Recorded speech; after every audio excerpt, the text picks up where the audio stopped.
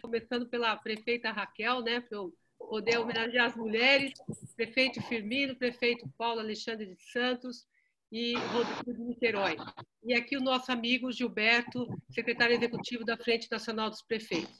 Como todos vocês sabem, a Comunita já se dedica há algum tempo à administração pública, a apoiar as gestões, e acho que nesse momento de Covid a gente está aí, talvez, assim, mais parceiro ainda dos governos. A gente tem atuado muito na pauta de saúde, na pauta de vulnerabilidade social e também agora na pauta do que a gente chama também de economia, ou talvez aí a gente organizando como é que vai ser essa nova retomada e como é que isso acontece.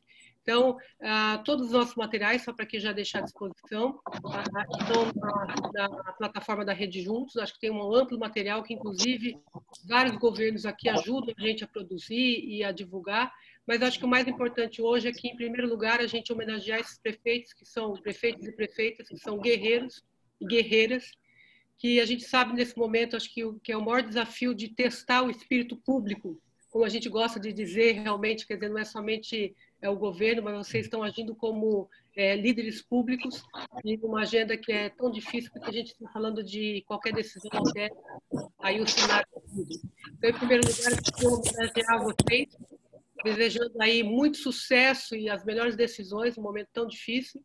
E a gente também aproveitar para tratar um tema que sempre foi muito presente em toda a interação com vocês, que é a gente tratar também do equilíbrio fiscal, né? E quando a gente fala no momento de Covid, com esse impacto econômico, o impacto na administração pública ou nos recursos públicos ele será inevitável. É importante a gente dizer que nós estaremos fazendo 3 eventos como esse. O primeiro é com os prefeitos e prefeitas, o segundo é uma rodada com os estados e depois a gente fecha numa terceira rodada com o governo federal. São entes da federação, todos eles também precisam ter uma governança compartilhada nesse tema, eu acho que isso é muito importante, mas o que a gente gostaria hoje é de começar realmente pelos municípios, assim como foi o próprio programa da Comunitas, o Juntos, que priorizou os municípios e assim será como prioridade do nosso planejamento. Então, eu passo a palavra ao Gilberto, que vai conduzir e mediar. Muito obrigado, Gilberto. Frente Nacional dos Prefeitos tem feito um trabalho incrível, uma parceria que muito estimada pela gente, desde já agradecendo o prefeito Jonas Donizete, que também faz parte da rede, mas aí com o teu brilhante trabalho que tem conduzido numa liderança incrível e feito tantos trabalhos e projetos que tem aí um impacto muito grande. Então, passo para vocês e estou aqui com vocês assistindo. Gente, muito obrigada.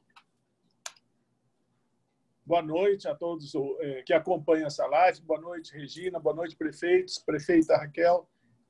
Primeiro, agradecer o convite à Frente Nacional de Prefeitos para mediar esse debate, parabenizar a Comunitas pelo belo trabalho, não só nos momentos mais fáceis, né, mas especialmente nesse momento tão difícil, de aportar conhecimento, aportar relacionamento, para que as cidades possam enfrentar essa pandemia de forma mais resolutiva, né?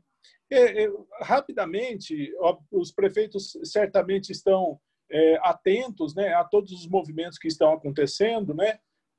E a questão, especialmente para os prefeitos das médias e grandes cidades, Regina, é a combinação de uma situação bastante dramática, né? Porque as médias e grandes cidades, elas se sustentam especialmente das transferências de ICMS e da receita de ISS. São 2 receitas muito importantes, não são as únicas, mas são muito importantes. E essas receitas estão muito impactadas em função do enfrentamento à pandemia. É o enfrentamento à pandemia que leva ao isolamento, à necessidade do isolamento social. E esse, por sua vez, derruba as vendas, derruba a atividade econômica e o ICMS derrete. Então, a combinação é que nessas cidades onde a receita derrete, é justamente nessas cidades onde a pandemia se expressa da maneira mais dramática, no número de infectados, no número de cidadãos que demandam leitos hospitalares, que demandam UTI, que são os tratamentos mais onerosos e mais. São essas cidades polo, que acolhem pacientes de outras cidades.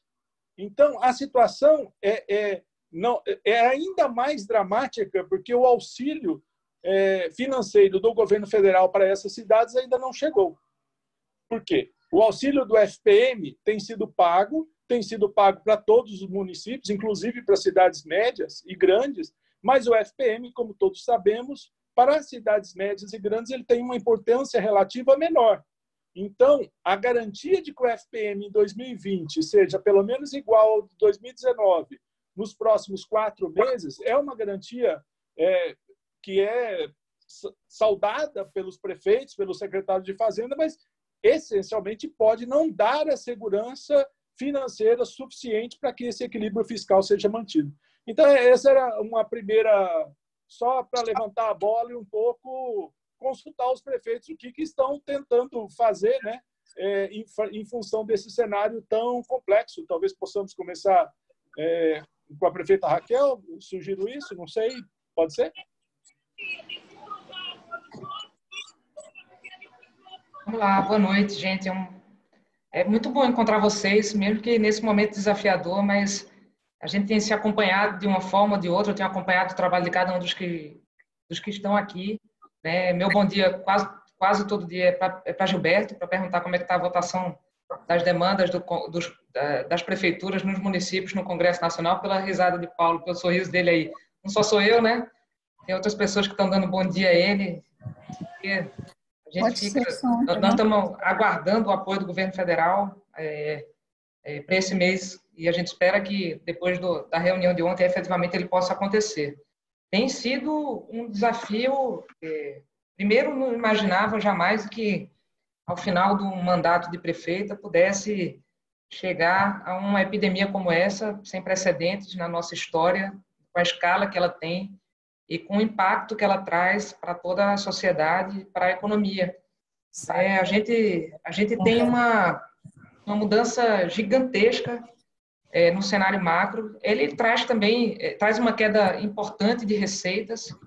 O mês passado a gente fechou com uma queda de receita de quase 8 milhões e meio, tirando o Fundeb. Então, vai para cerca de 10 milhões e meio de reais aqui na cidade de Caruaru. Se a gente trabalha o tempo inteiro, e nós aqui no município, com a busca do equilíbrio fiscal, para que receitas e despesas possam casar e a gente efetivamente possa fazer aquilo que nós temos condição de fazer. A gente cresceu essa margem de capacidade de investimento do município ao longo do tempo e agora a luta é conseguir manter a prefeitura de pé pagando suas contas, com algumas premissas que a gente adotou aqui na prefeitura, né, da busca da manutenção dos empregos, para que a gente não deixe mais pessoas desempregadas, manter os empregos da prefeitura de maneira direta e a gente conseguir fazer os pagamentos e garantir a ampliação de serviços na área de saúde e assistência social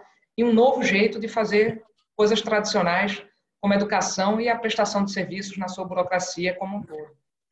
Se gera também com isso uma oportunidade. A gente colocou na prefeitura o processo eletrônico, instalamos há uma semana, conseguimos lançar plataformas para a educação, o que se discutia de uma maneira muito forte do ponto de vista pedagógico, teórico, a possibilidade de fazê-lo, a gente teve que fazer de uma vez só.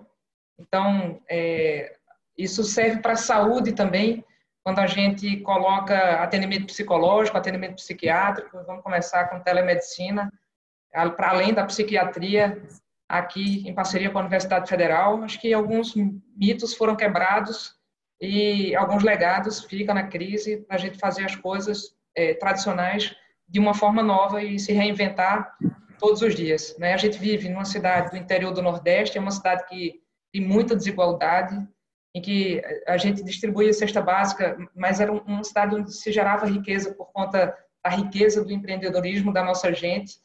A gente tinha pedidos de 30 cestas básicas por mês na assistência social. Hoje a gente, por vezes, se vê com 10 vezes essa soma de pedido, 300 pedidos num dia só.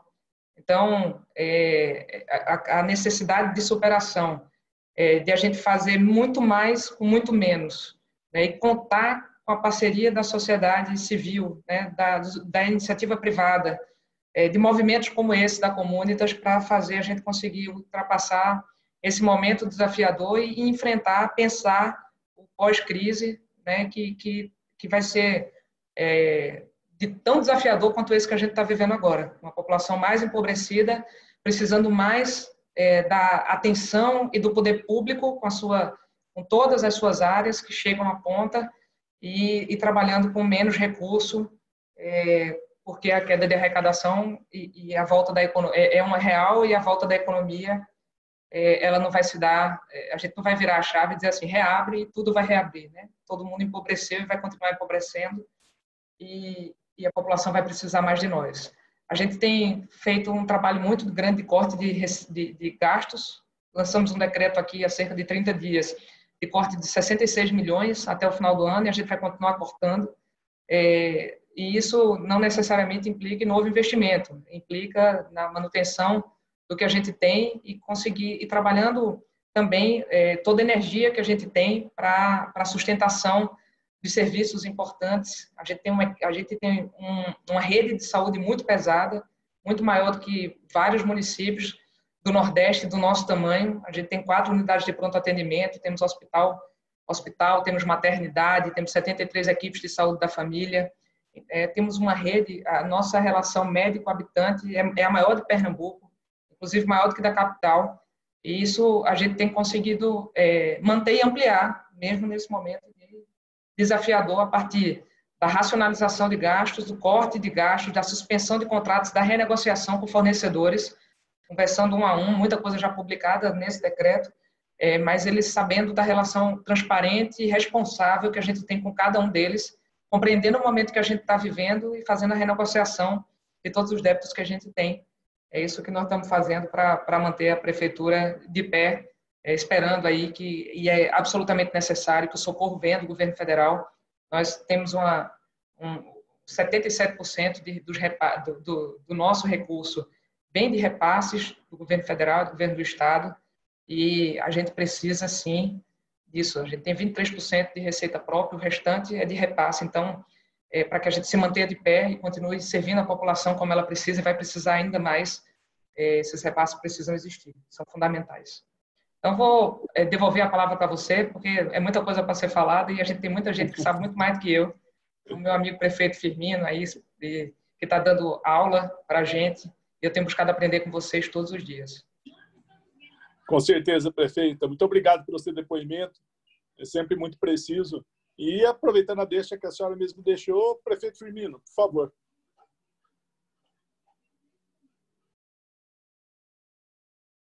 Boa noite, boa tarde, boa noite, bom dia, né? Depende do ponto de vista de quem está assistindo, né? Eu gosto de saudar a nossa querida Regina, saudar Gilberto, né? Que está sendo nosso mediador. Um abraço na nossa querida Raquel, Lira. Dizer que ela é muito generosa comigo, ela está me deixando sem jeito, viu? Um abraço aí ao prefeito Rodrigo, da nossa querida Niterói. Um abraço ao Paulo, da nossa querida cidade de Santos. Uma alegria grande poder estar vendo você nesse momento. A gente teve aqui na Prefeitura de Teresina uma queda no mês de abril de cerca de 37% da nossa receita.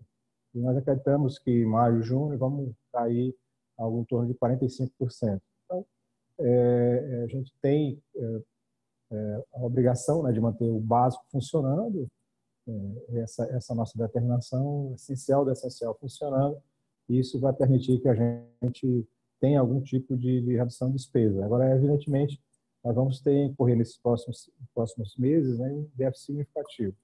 A única saída que existe, na realidade, é o protocolo nacional, né? A economia em guerra, uma economia que está passando por uma recessão brutal, uma depressão brutal, onde quem quer comprar não encontra oferta, quem tem oferta não encontra demanda, enfim, é a crise que nós estamos vivendo. E o protocolo é basicamente o que todo manual de macroeconomia em crise fala. Quer dizer, é fundamental, e não é apenas protocolo gestado pela esquerda ou pela direita, né? Todos, né? E é interessante a gente citar o exemplo dos americanos, né? O Trump colocou um pacote lá de cerca de 2 trilhões de dólares e basicamente injetou liquidez, injetou recursos nas grandes empresas, médias empresas, pequenas empresas, injetou recursos nas companhias aéreas, nos hospitais privados, injetou recursos nas cidades acima de 500 mil habitantes, prioritariamente, e injetou recursos para aquelas camadas da população que é a camada mais vulnerável, especialmente nos Estados americanos, os trabalhadores desempregados. Teve lá uma renda básica temporária de $1.200 adicional por criança na família. E isso numa economia extremamente liberal, como a economia americana, e com um presidente extremamente conservador como o Trump. Aqui no Brasil, quer dizer, eu acredito que todos sabem que esse protocolo, né, que essa receita tem que ser aplicada nesse momento de crise brutal. Mas, infelizmente, apesar dessa concepção ser aceita, né, existe ainda uma falta de agilidade na aplicação dessas várias diretrizes, né? Até agora, acredito que andou melhor foi justamente a parte do auxílio emergencial. De fato, está chegando. Somente na nossa cidade, mais de 207 mil pessoas já receberam a primeira parcela.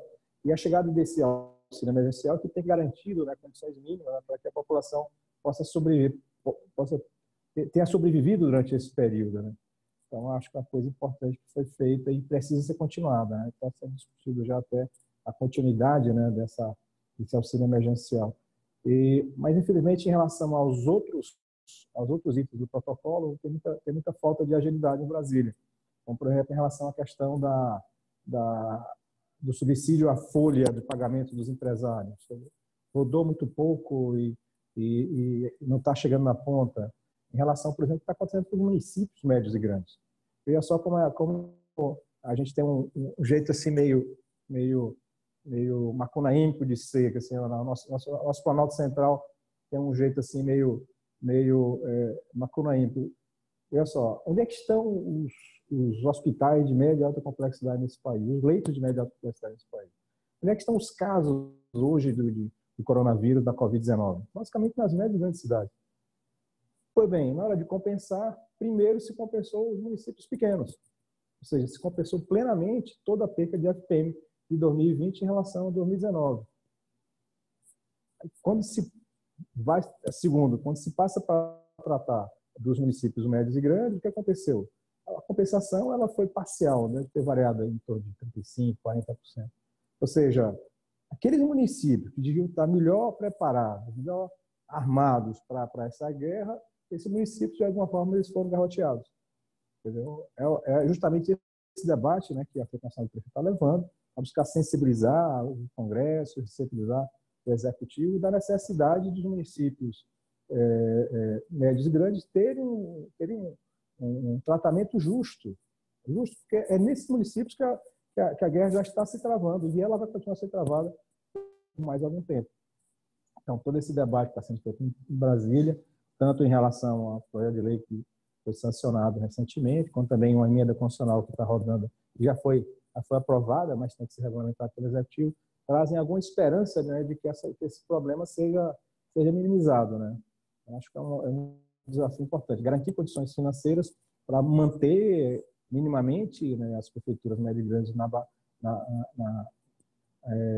batalha funcionando minimamente, mas principalmente garantir que esse município tenha condições, né, de participar ativamente do processo de enfrentamento, né, dessa crise. Aqui em Teresina nós estamos trabalhando em várias frentes. A gente tem feito, especialmente estamos trabalhando muito na parte de expansão de leitos de UTI. Um detalhe que é importante perceber é que as capitais do Norte e Nordeste elas têm chegado ao caos no sistema hospitalar muito menos pelo crescimento, pela propagação da Covid-19, e muito mais pela baixa quantidade de leitos de UTI. Então, é um dado histórico, é um dado bastante conhecido, né, que a quantidade de leitos de UTI per capita das capitais do Nordeste, comparado vis-à-vis a do Centro-Sul, é basicamente a metade. Então, com a mesma propagação, os sistemas que vão ao Norte são basicamente os sistemas das capitais do Norte e Nordeste, que tem acontecido. Recife, completo caos, Fortaleza, São Luís, Belém, Manaus, várias cidades. Teresina, nós estamos no limite, no teto, né? Esse fim de semana já a questão da escassez de leitos já está aparecendo. E a gente tem muita dificuldade, especialmente no sentido de aumentar os leitos, porque a gente passa a ter uma necessidade de inserção no comércio internacional. Nós estamos comprando agora ventilador da Turquia. Imagina a nossa capacidade de operacionalizar isso. E cá entre nós temos o Ministério da Saúde que ficou acéfalo, né, por várias semanas e não teve capacidade mínima de gerar, né, o suprimento de EPIs, de testagem, de ventiladores mecânicos, respiradores que as prefeituras estavam precisando. Então, nós estamos nesse... Quer dizer, como a gente não teve uma liderança nacional que assumisse esse processo, os vários estados e municípios, por conta própria, de forma autônoma, estão buscando dar conta do recado, né? Isso leva a muitos riscos, né? Especialmente porque todos nós sabemos, por exemplo, a questão do UTI, quando é um custo médio de um leito de UTI, né? Quer dizer, aqui gira em torno de R$3.300, que para nós é uma fábula. Então, basicamente, nós estamos investindo muito, né, nessa fase inicial, mas também nós vamos ter muito gasto de custeio. Quer dizer, e a gente espera, né, que ao longo do tempo a gente consiga garantir esse financiamento. Mas, enfim, são gastos que a gente tem que fazer e a gente entra no risco, né, de eventualmente não ter nem os recursos necessários. Mas, enfim, é uma coisa uma estratégia de guerra como essa que a gente tem que atirar e tem que ir em frente, né? Então, é um momento muito difícil, né? É um momento muito difícil onde você tem que tomar decisões em condições de profunda incerteza, mas que precisam ser tomadas com o objetivo de minimizar o sofrimento e buscar salvar vidas. Então, esse é o momento que nós estamos vivendo. A gente sente uma falta de solidariedade, especialmente do Planalto Central, em relação às cidades médias e grandes que precisam estar melhor apoiadas, né, para o enfrentamento dessa grave crise. Perfeito, prefeito. Muito obrigado pela sua intervenção. Nós saímos da região Nordeste, né, onde bem o prefeito Firmino salientou a relação de leitos por habitante, né, especialmente de UTI, é menor do que no Sudeste. Agora temos 2 prefeitos da região Sudeste. Mas especialmente nessas 2 cidades, né, do prefeito Rodrigo e do prefeito Paulo, são cidades com uma proporção de população idosa também muito importante, né? Então, acho que é uma complementação dessa primeira rodada, né, com as palavras, né, as intervenções do prefeito Rodrigo Neves e do prefeito Paulo Alexandre de Santos. Alguém se dispõe a começar? Prefeito Rodrigo, eu estou aqui com ele na tela. Prefeito Rodrigo Neves, por favor. Bem, primeiro, boa noite a todos os amigos aqui. Raquel, prazer estar com vocês aqui. Firmino, Paulo, Gilberto, também Regina, todos os amigos que estão nos acompanhando aqui nessa live. Aqui. É um prazer estar com vocês. Evidentemente que num momento extremamente dramático para o Brasil, porque realmente o Brasil se consolida como o novo epicentro dessa pandemia, agora, nessa semana e na próxima. E realmente a situação é uma situação bastante complexa, bastante difícil. Essa pandemia é um fenômeno que está muito ligado ao século XXI, né? Nós vivemos num mundo bastante integrado, globalizado. Então, diferente da última pandemia, né? Realmente de escala mundial, né? Uma presença forte em todos os continentes, né? A gripe espanhola de 1918 e 19, que levou 2 anos para chegar a praticamente todas as regiões do planeta. Essa pandemia começa em dezembro na China, na Ásia, depois em janeiro na Europa, em fevereiro nos Estados Unidos e agora em março, final de fevereiro, na América do Sul, no Brasil. Então, em 3, 4 meses, esse vírus ele rapidamente se propagou e é um fenômeno complexo, porque, de fato, ele necessariamente precisa ser combatido com estratégias que têm consequências sociais e econômicas dramáticas. Porque, como nós não temos um medicamento que seja capaz de curar as pessoas rapidamente nos leitos de UTI, né, nos leitos de respiradores, como já é estatístico que 10% de todos os infectados vão precisar de internação hospitalar, evidentemente, se nós tivermos uma contaminação muito rápida, intensa, de muitas pessoas ao mesmo tempo, a nossa taxa de letalidade, a quantidade de mortos e a possibilidade de vivermos tragédias humanitárias e sanitárias nas cidades é muito grande.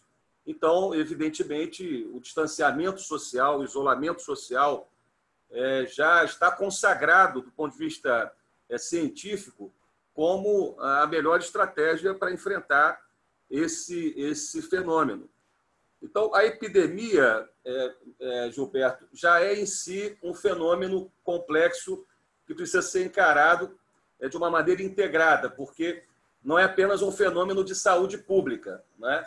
Claro que qualquer epidemia é um fenômeno de saúde, né, de saúde pública, mas essa epidemia, essa pandemia, ela tem características específicas e, portanto, ela tem implicações no campo da saúde, no campo da economia, com a redução e a restrição forte da atividade econômica, com uma estratégia necessária para reduzir as implicações, as consequências dramáticas na área da saúde, na área da vida das pessoas.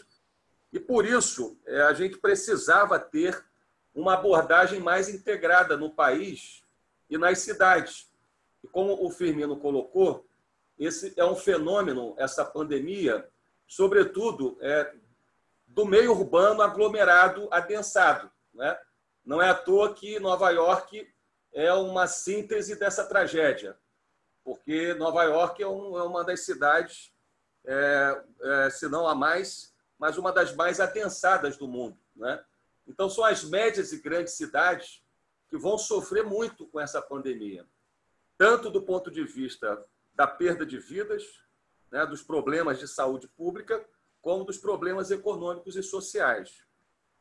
E nós enfrentamos essa pandemia, na verdade, no Brasil, num contexto também muito difícil. Quer dizer, a pandemia em si já é um fenômeno complexo, mas enfrentá-la nas cidades, no contexto do Brasil atual, é ainda mais difícil. Porque, como foi dito pelo Firmino, a nossa autoridade sanitária central está profundamente fragilizada. O Brasil é o único caso onde, no meio dessa pandemia, 2 ministros da saúde foram demitidos. Isso é realmente inimaginável. E nós que trabalhamos na gestão pública, nós sabemos que é difícil você se apropriar das informações das pastas, das áreas, dos ministérios em algumas semanas. E nós estamos numa guerra contra o coronavírus, né, numa batalha pela vida. Cada hora, cada dia são preciosos para salvar vidas e, entretanto, nós vivemos no Brasil um cenário de profunda fragilidade da autoridade sanitária central. O país não tem um plano estruturado de combate à pandemia, não tem uma coordenação federativa e, portanto, os municípios e estados estão fazendo aquilo que podem fazer. Então, é um cenário que me preocupa, né? O Brasil chegou ontem a mais de 20 mil mortos e eu não tenho dúvida, infelizmente, que nós vamos chegar aí ao final de junho com mais de 40, 50, talvez 60 mil mortos, o que será uma tragédia para as cidades e para o país.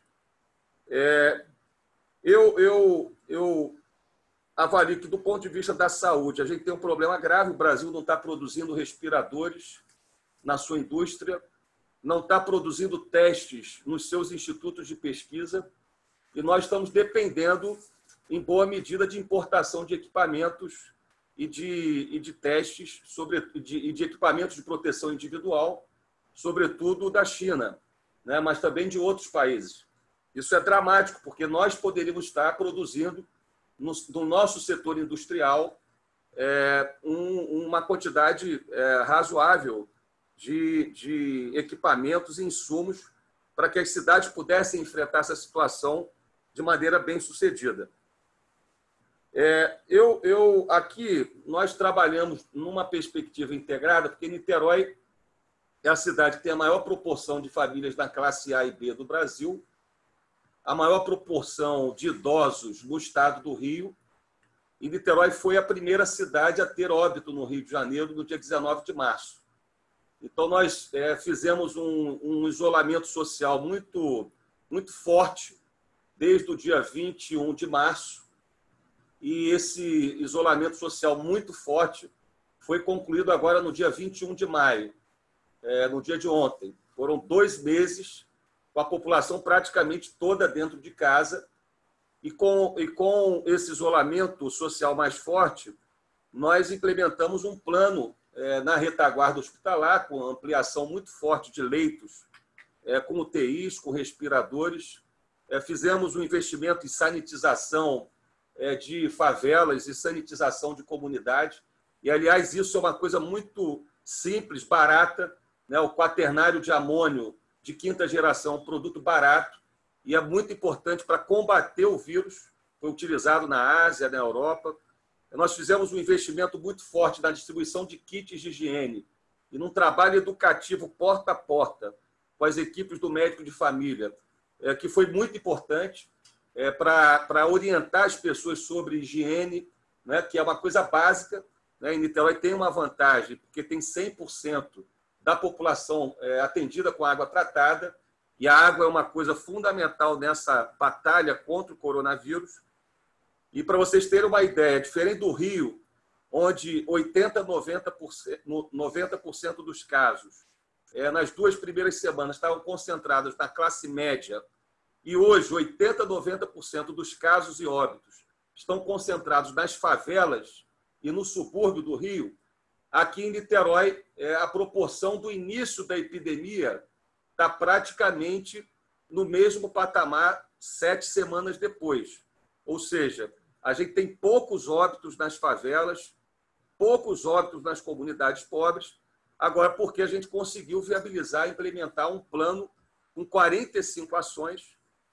E esse plano, Gilberto, para eu concluir aqui a minha fala inicial, ele foi implementado muito em função daquilo que a gente acumulou, né? Com base na ciência, nas experiências internacionais, no estudo de caso, né? Na observação de especialistas de alto nível da área da epidemiologia, da infectologia, da estatística, na área da economia. E nós conseguimos também implementar, porque nós fizemos, ao longo desses 7 anos, um governo com muita responsabilidade fiscal. Niterói passou a receber royalties de petróleo em 2018 e nós criamos uma poupança dos royalties. Foi uma iniciativa importante, inovadora. Nós passamos a reservar uma parcela dos recursos de royalties numa poupança, e isso permitiu agora a gente utilizar, Firmino. Então, a gente está conseguindo, por exemplo, garantir uma renda básica para todas as famílias pobres da cidade. Então, nós já entregamos um cartão nas 3 semanas iniciais do isolamento social, um cartão para todas as famílias pobres, 50 mil famílias, praticamente metade da população de Niterói. Isso deu às famílias um conforto e uma tranquilidade de fazer o isolamento social, né?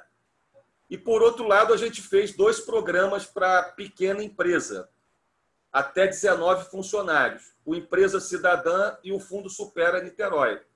Então, através do Empresa Cidadã, nós vamos pagar por 3 meses a folha de pagamento de todas as pequenas empresas da cidade. São mais de 2.500 pequenas empresas que já receberam o salário dos seus funcionários agora no mês de maio, vão receber em junho e julho. Isso cria uma coesão, evidentemente, social e uma união da cidade em torno do objetivo de salvar vidas, né, do isolamento social, e isso só foi possível por essa poupança que nós fizemos.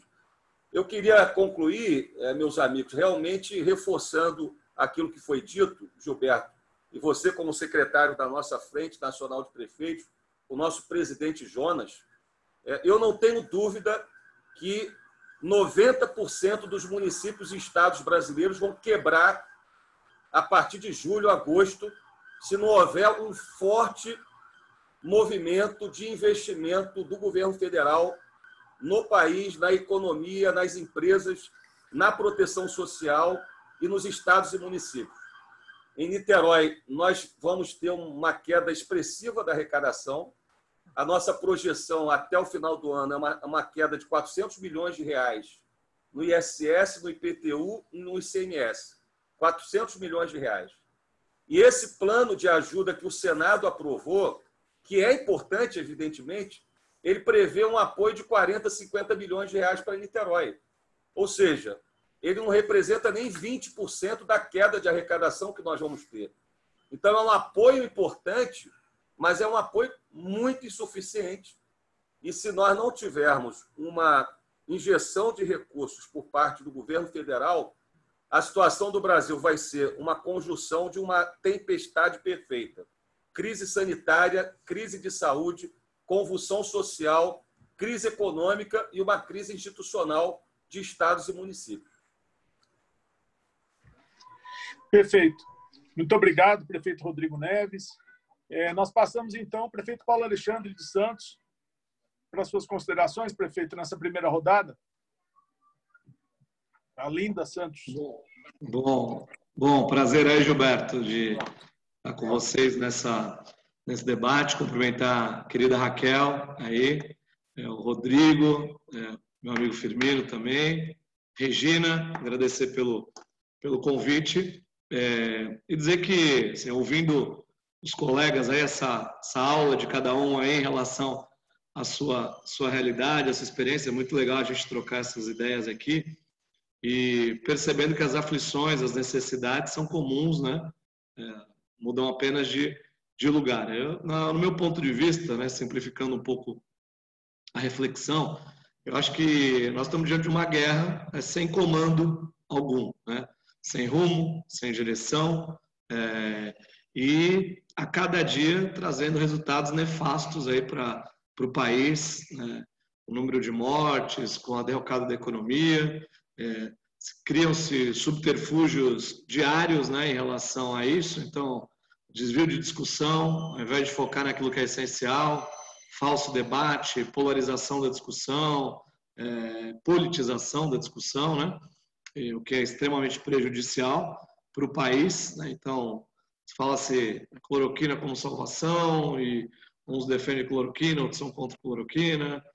O falso debate entre saúde e economia, quer dizer, sem investimento em saúde não tem economia, né? Sem pessoas saudáveis nós não temos condição de ativar a economia conforme ela necessita. Então, o investimento hoje em saúde é fundamental para ativar a economia da forma como todos nós queremos. Enquanto isso, enquanto se fazem inúmeros debates, inúmeros posicionamentos, quem sofre na pele, diretamente, efetivamente e cada vez mais fortemente os impactos dessa crise são os municípios, né? Nós, prefeitos, que somos cobrados diariamente por abertura de leitos de UTI, pela compra de insumos, EPIs, que devem estar disponíveis nas unidades, pela assistência social à população que precisa, com cestas básicas, programas sociais, enfim, a necessidade, diretamente, ela é cobrada do prefeito, que é o primeiro agente público a que as pessoas recorrem, né? Não ao governador e nem ao presidente, que acabam ficando nesse debate político, produzindo efeitos, como eu disse, nefastos aí à população. Então, e acho que num país como o nosso, em que a gente percebe, né, tem essa clareza de que a economia vinha já patinando, né, longe do crescimento esperado, da expectativa que todos nós tínhamos. Situação de esforço para equilibrar as contas, responsabilidade fiscal, aquilo que a gente vinha fazendo na cidade, que os demais prefeitos vêm fazendo também. Chegamos num ponto de equilíbrio na conclusão do mandato, de entregar a cidade equilibrada do ponto de vista fiscal. A gente acaba tendo, enfim, dentro do contexto, enfrentar essa pandemia. E com recursos finitos, a gente observa uma má aplicação desses recursos, né? Os recursos que nós recebemos, por exemplo, para o Covid, tanto do governo estadual aqui e parte do governo federal, e agora mesmo essa legislação que está aprovada, como que se pode repassar um recurso para o combate ao Covid nos municípios, tendo critério per capita, tendo critério do número de habitantes, né? Quando os recursos foram repassados aqui no estado, por exemplo, e também vindos do Ministério, nós tínhamos mais de 50% dos municípios aqui do estado de São Paulo tem 645 municípios, mais de 50% dos municípios não tinham um caso de Covid-19 e receberam recursos para combater Covid-19. Ao invés de investir com inteligência, com eficiência, frear a expansão do vírus, né? Combater o problema onde ele se encontra, leitos nas cidades médias, nas cidades grandes, cuidar das pessoas, ter medidas preventivas para evitar a expansão, se prefere distribuir indiscriminadamente, sem nenhum tipo de eficiência esse recurso. Acho que isso é um contrassenso, um absurdo, uma aberração, e nós vamos assistir, certamente nos próximos dias, porque terá que ser assim, se não for assim, não será feito, a distribuição de recursos federal, também dessa mesma maneira, os 3 bilhões distribuídos aos municípios, com esse critério per capita. Quando todos nós sabemos, aqui nós somos cidade polo de uma região metropolitana que tem o maior porto da América Latina, responsável por 33% do PIB brasileiro, e Santos acaba suportando a região, como existe esse desafio em outros lugares, certamente, né? Uma realidade que se repete. Então, a gente acaba atendendo aqui, meu dado, só para vocês terem uma ideia, mais de 45% hoje dos pacientes internados são de fora de Santos, né? Atendidos em Santos. E quantas cidades do entorno que receberam os valores per capita investiram em montagem de leitos de UTI, estruturaram as suas redes de saúde? Lamentavelmente, porque não tem condições, a gente sabe disso, essa é uma realidade na maioria dos municípios brasileiros, não tem condições. Então, a conta sobra para esses municípios, né? Municípios do porte de Santos, Teresina, de Niterói, e o que acontece na prática? A gente não tem os instrumentos, as armas necessárias para fazer esse enfrentamento. Então, acho que o governo, além de ter, vamos falar aqui de que o Brasil é o único país, certamente do mundo, com uma crise de saúde, uma pandemia, conjugada com uma crise econômica, com uma crise política, 3 ministros da saúde, enfim. Fora isso, né? Critério técnico, gestão eficiente, né? Quer dizer, se o recurso é pouco, é limitado, vamos aplicar da melhor forma para fazer um enfrentamento adequado. E é isso que a gente, infelizmente, não assistiu até o presente momento. E é fundamental que a gente possa ter esse foco não só para o combate, né? Mas também para os reflexos que essa pandemia vai gerar para os municípios. O pós-pandemia vai ser um desastre para os municípios brasileiros sem um apoio devido e uma retaguarda adequada da esfera estadual e federal. Aqui a gente concentra, por exemplo, em Santos, 62% dos empregos da região, né? Sabemos que se não houver respaldo e apoio dos governos para ativar a economia, nós não vamos ter capacidade, isoladamente, de recuperar a economia, de manter os empregos, e aí nós vamos caminhar para uma situação extremamente crítica, que é, sim, essa conjugação de crise de saúde, econômica, política, com uma convulsão social, que essa é hoje a nossa principal preocupação, né, em função das medidas, da falta de liderança, da falta de um comando. Hoje, certamente, os episódios aí que se sucedem em Brasília, vamos ter desdobramentos, né? Ao invés da cobrança e do foco ser no envio de respiradores, na abertura de leitos de UTI, cada emissora vai destinar um tempo da sua programação para mostrar uma parte do vídeo vazado da reunião presidencial. E, enquanto isso, a gente tem aqui as pessoas batendo na porta, precisando de atendimento e a gente precisando de respaldo para salvar vidas. E aqui em Santos a gente tem aí alguns fatores que potencializam o problema, né? O fato de estar a 60 quilômetros da capital, que é o epicentro do coronavírus no Brasil. Temos mais de 15 mil pessoas que fazem a viagem todos os dias entre Santos e São Paulo por motivo profissional. Então, transmissibilidade rodoviária altíssima, né, com o deslocamento. E, além disso, a população idosa, que é a maior do Brasil, né? Nosso percentual de pessoas acima de 60 anos está em 22%, grupo de risco. Então, temos tido aqui cuidados adicionais, um alto número de casos, por enquanto, uma taxa de letalidade abaixo da média, né? Esse tem sido o nosso esforço, promover assistência na saúde para que a gente tenha condições aí de salvar vidas. Aí. São essas aí as reflexões iniciais, aí, Gilberto. Muito obrigado, prefeito. Excepcional, primeira rodada, né, com muito ensinamento, muita experiência aí, que certamente entre os senhores estão compartilhando essa experiência e com outros que estão acompanhando. Pegando um gancho no que a prefeita Raquel Lira disse há pouco, a demanda no serviço social começa a aumentar.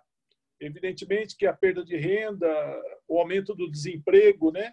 A porta da prefeitura é a porta mais próxima e a assistência social começa a ser demandada por auxílio, por ajuda, né? Por acolhida.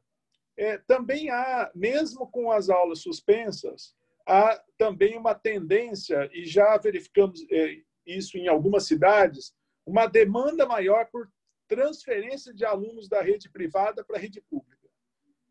Senhores prefeitos, querida prefeita Raquel Lira, numa situação de absoluto descontrole, né, do ponto de vista das contas públicas, descontrole no sentido de queda abrupta de receita, né, e aumento das despesas, como que nós podemos prever os demais meses do ano de 2020 em função do aumento das despesas, não somente na saúde, que agora impactam, evidentemente, nessa pandemia, mas também em outras áreas do serviço público, especialmente educação e assistência social.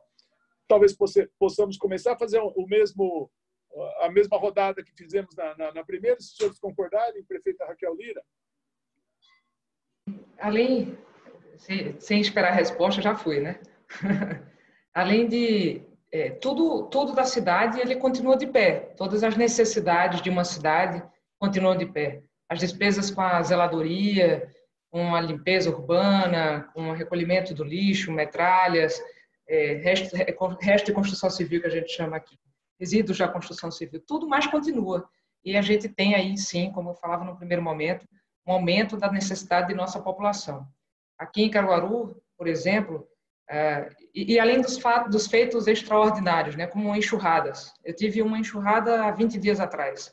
600 pessoas foram afetadas e perderam tudo que tinham, né? E a gente parou para o corona e vamos cuidar das pessoas que perderam tudo.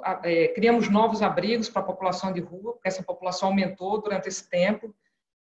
Não fechamos qualquer serviço da área de assistência social. Muitas prefeituras, as prefeituras menores especialmente, precisaram demitir muita gente e começam pelos contratos temporários da educação.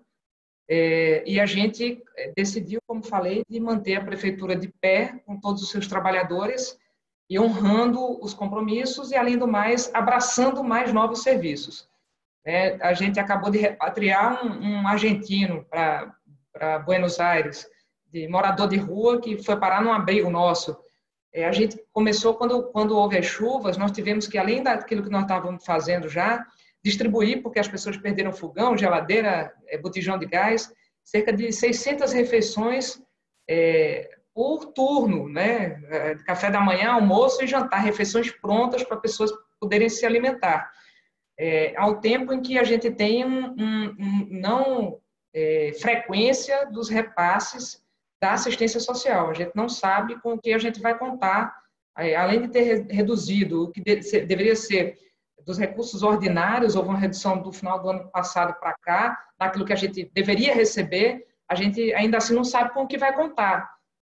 Nós, aqui em Caruaru, por exemplo, decidimos entregar kits alimentares para os alunos da rede pública. Esses kits, eles custam para mim R$1.600.000 para atender 43 mil alunos da nossa rede, desde a creche até a educação de jovens e adultos. E isso entra como eu decidi pagar com recurso próprio, porque a gente não tem clareza do recurso que nós podemos utilizar para isso. Então, decidi, para não ter qualquer tipo de discussão sobre o tema, investir R$1.600.000, já estou comprando de novo, R$1.600.000 de novo, e eu vou ter que ter muita cautela com o meu gasto de merenda, que no ano passado chegou a R$10 milhões, quando houver o retorno às aulas. A gente sabe que não vai voltar tudo no mesmo tempo, vamos ter uma demanda maior, como você está falando, dos alunos que sairão da rede privada, porque os pais não têm mais como pagar, e entrarão na rede pública de ensino. Isso já vem acontecendo normalmente por conta da crise econômica que se alargava ao longo do tempo. A gente, nos últimos anos, aumentou nossa rede entre 4 e 5 mil pessoas a mais, então mais de 10% da nossa rede foi ampliada, e muitos desses são egressos da rede privada. A gente vai ter um movimento muito maior daqui para frente. A gente Eu ainda não sei como é que a gente vai fechar as contas. A queda de arrecadação foi de 30%, a gente está estimando. Um cenário duro e um cenário brando, eu acredito mais no cenário duro, e com isso a gente tem hoje, ordinariamente, nos últimos anos, um gasto na saúde e educação de 30% e 25%, respectivamente. Com a queda de receita e o aumento do gasto na saúde, nós vamos chegar tranquilamente a 40% da receita com o gasto com saúde pública. Não há como diminuir isso, porque os insumos são necessários, a gente está comprando mais equipamentos, e 96% desse gasto é folha de pessoal, que não tem como ser diminuído. Então, aí voltamos a toda a discussão do que é necessário de haver, de recomposição disso pelo governo federal. Imprescindível que, passado essa... A gente discutiu muito sobre isso, né, Gilberto? Vamos aprovar esse pacote que foi aprovado e sancionado e já vamos brigar pelo próximo para poder vir novo apoio para os municípios, porque, de fato, Paulo já falou sobre isso, as pessoas nem moram no Estado, nem moram no governo federal, eles moram no município, é aqui que a gente responde a grande demanda da vida da população. Então, o daqui para frente não será tão simples assim. Falava-se há pouco da relação habitante e UTI, né? Se essa relação ela é nas capitais perversa já no Nordeste, quando você vai para o interior, a gente tem quase a metade do que existe na região metropolitana do Recife. Hoje a gente tem, por exemplo, aqui 50 leitos de UTI nos hospitais nos 2 hospitais regionais que nós temos, lotadas, né? E o meu paciente que está entubado meus leitos de estabilização, eles têm passado de 5 a 7 dias para poder ser transferidos para uma UTI, para ganhar uma senha, recebem a senha, mas não tem a UTI disponível.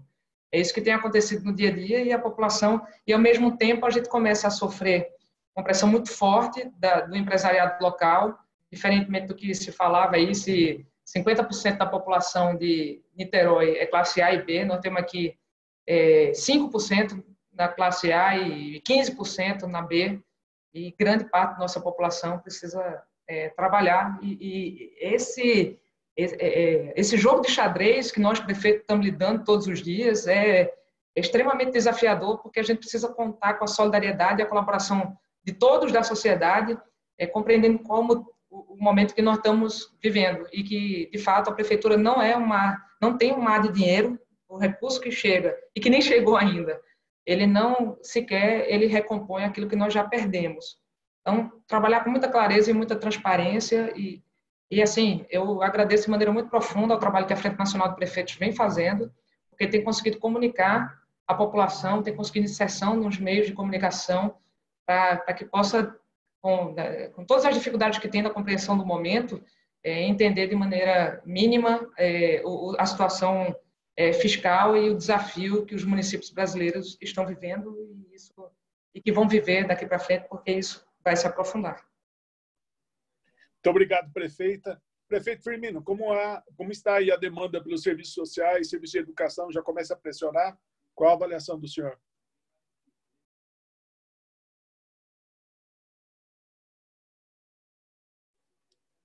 Acho que o senhor precisa acionar o som, prefeito, por favor. Esquecido. Acho que tem sido muito rica, né? Muito rico esse contraste entre Teresina e Caruaru de outro lado e Niterói e Santos do outro lado, que são realidades distintas, né? Qual a nossa estratégia na questão assistência social?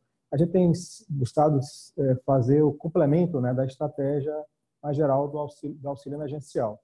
Então, enquanto não saiu o auxílio emergencial, nós fizemos a entrega de um pouco mais de 100 mil cestas básicas, especialmente para as famílias mais carentes, e priorizando, né, aquelas famílias que tinham filhos e filhas nas escolas municipais. Então, nós criamos assim uma espécie de ponte para garantir uma chegada, né, um tempo necessário para a chegada do auxílio emergencial. Na sequência, nós temos buscado ser complementares àquilo que o auxílio emergencial faz.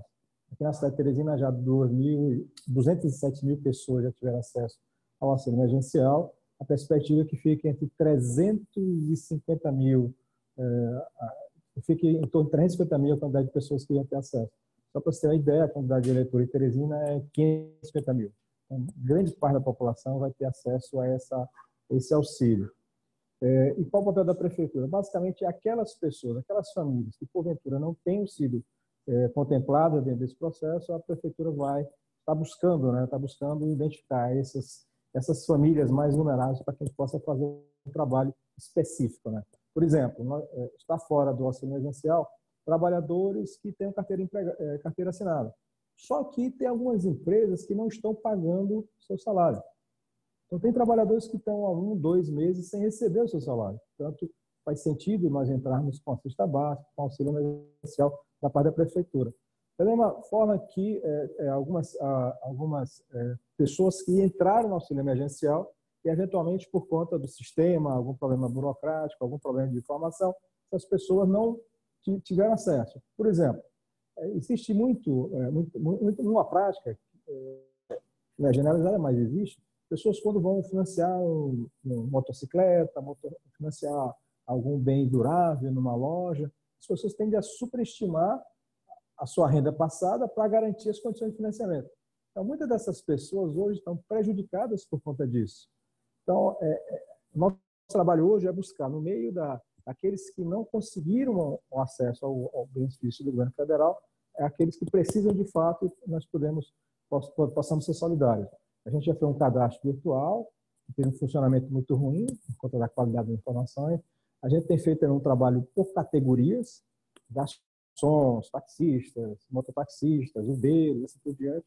A gente vai fazer um trabalho agora com as associações de moradores, justamente para buscar identificar aquelas famílias que estão ainda numa situação de vulnerabilidade fora dessa rede de proteção emergencial que foi criada a partir do Planalto Central.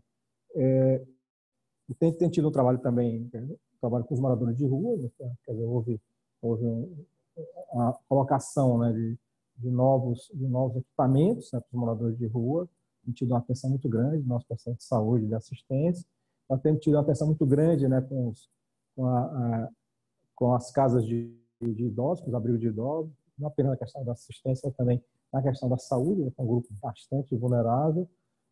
Nós temos, em relação também ao auxílio emergencial, a gente fez uma coisa que eu achei interessante. Ao lado dos CRAS, aquelas escolas municipais que existiam, obviamente estão fechadas, nós colocamos grupos de voluntários, especialmente servidores voluntários, para ajudar as famílias a se cadastrarem no auxílio emergencial, para potencializar, especialmente aquelas famílias que não tinham acesso à internet, não tinham acesso ao celular, enfim.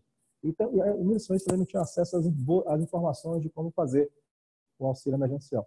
Enfim, nós temos também tendo um trabalho muito significativo, né, nessa parte de buscar junto da sociedade, né, apoio, né, mobilizando as igrejas, igrejas católicas, várias igrejas evangélicas, né, despertando, né, esse lado da solidariedade que aparece muito bem nesse momento, né. As pessoas gostam, né, gostam de demonstrar, né, num momento como esse, a sua solidariedade. Então, a gente tem que buscar também canalizar esse sentimento. Agora, na educação, aí eu confesso que é uma área que eu sofro bastante. Por quê? Porque a gente precisa encontrar formas de garantir uma coisa mínima esse ano. Entendeu? Então, e as alternativas que tem são muito ruins. Tá? Aula por televisão, aula por internet. Então, a gente precisa, quer dizer, é uma coisa, eu tenho entrado em contato com o pessoal do Instituto Ayrton Senna, o pessoal da Fundação Lema, então precisa saber o que está dando certo, quem descobriu o ovo de Colombo aí pelo mundo afora, né? Uma coisa porque é desesperador isso, porque a gente sabe, quanto maior o tempo das escolas fechadas, maior vai ser a desigualdade. Então, os filhos da classe média, da elite, eles continuam a ter acesso às informações, aos livros, às histórias, ao vocabulário mais rico e assim por diante. Já os filhos do povo, não. Então, é justamente por isso que nas férias, né, a desigualdade entre os alunos ela cresce. Né? Então, essa crise está sendo muito perversa com a educação e com as crianças. E a gente precisa, né, acho que é um debate muito urgente, muito necessário, muito importante para o nosso futuro, é saber que alternativas que nós temos para a educação. Quer dizer, o que a gente está tentando fazer cá entre nós é muito pobre, né? Quer dizer, essa história da aula pela televisão, da aula pela internet, a gente tem que reconhecer que isso aí é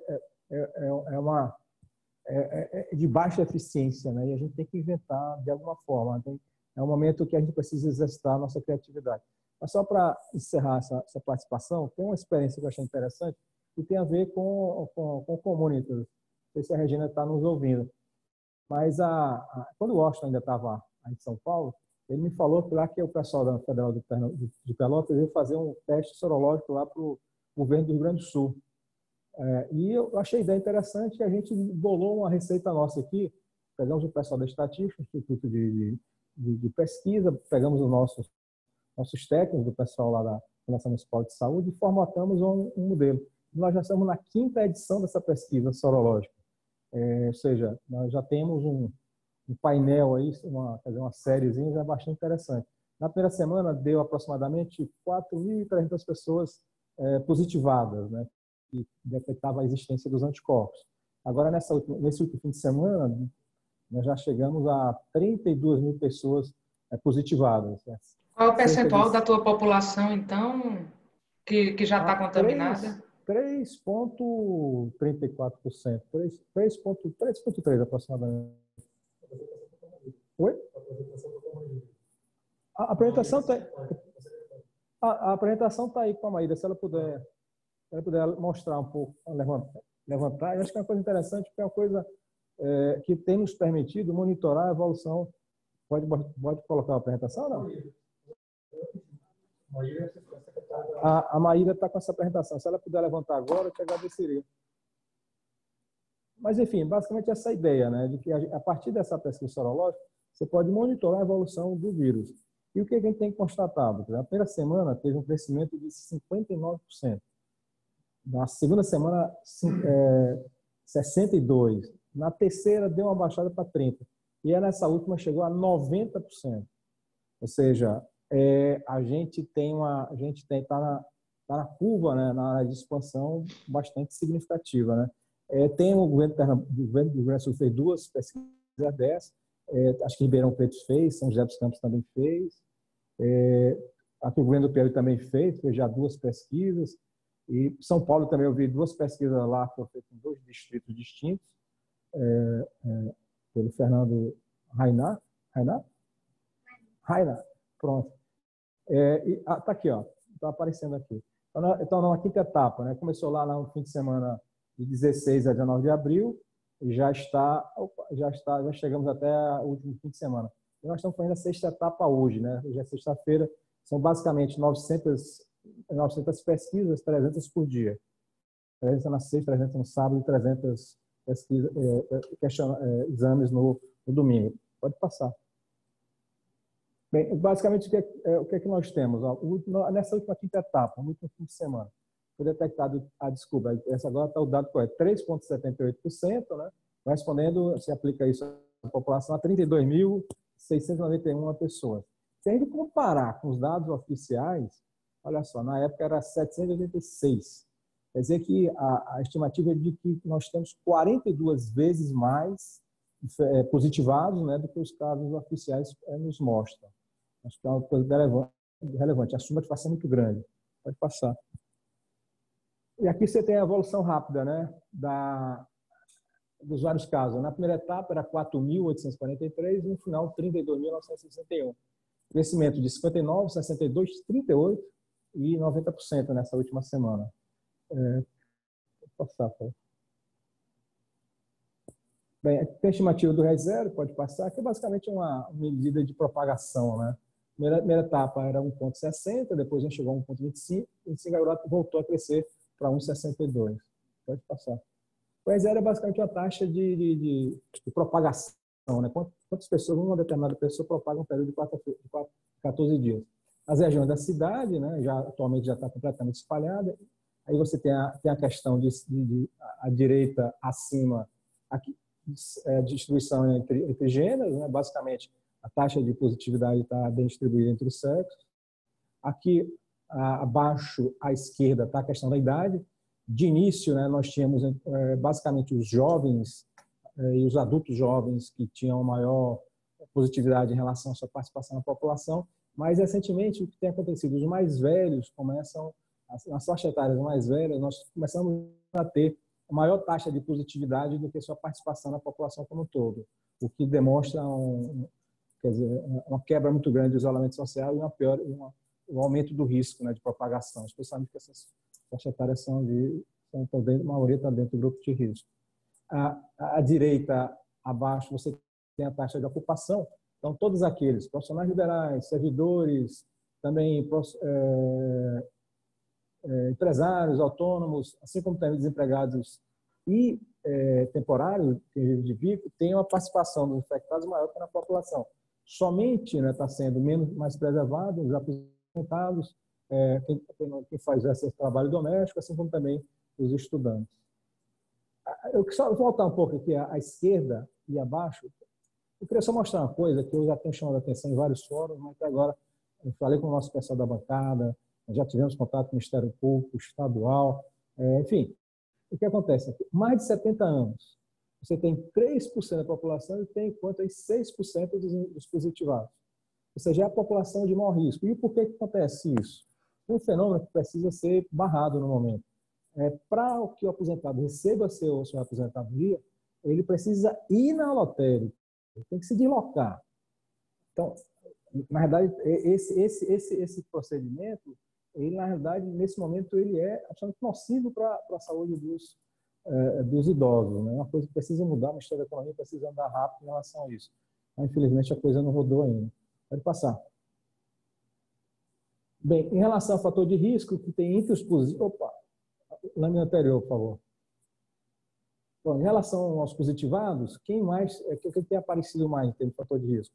Basicamente, pressão alta, 21%, na sequência, diabetes, e terceiro, tem aparecido muita questão da obesidade, né, 10%. Pode passar. Fator de risco, sintoma. O que tem aparecido mais como sintoma? Basicamente, dor de cabeça e a ausência de gosto e olfato, né, o cheiro, né? E depois, na sequência, vocês têm as outras, como febre, como coriza, como dor no corpo. Em menor escala, tem aparecido falta de ar entre os positivados. Basicamente, falta de ar aparece quando o processo já está se agravando. Pode passar. Bem, é isso. Então, aqui tem a evolução com os intervalos, né, que você tem, como toda pesquisa estatística, são intervalos de confiança. Então, acho que está ok. Então, basicamente, eu queria mostrar isso porque essa tendência, quer dizer, com o fato da gente ter feito várias pesquisas, lançam à luz um movimento que nós estamos testemunhando, né, de propagação do vírus. E, ao mesmo tempo, faz com que a gente possa antever o que vai acontecer nas nossas unidades básicas e, eventualmente, a necessidade de leitos clínicos, né, e de leitos de UTI. Eram essas as informações que a gente queria partilhar com vocês. Muito obrigado, prefeito Firmino. Excelentes informações aí, acho que enriquece o debate. São 19h12, nós temos o prefeito Rodrigo Neves, o prefeito Paulo Alexandre, e na sequência nós faremos uma última rodada e a Regina Esteves vai encerrar esse encontro. Então, eu pediria ao prefeito Rodrigo Neves e ao prefeito Paulo Alexandre se puderem usar o poder de síntese para que a gente possa fazer essa última rodada e encerramento até às 19h30, que é o horário que combinávamos.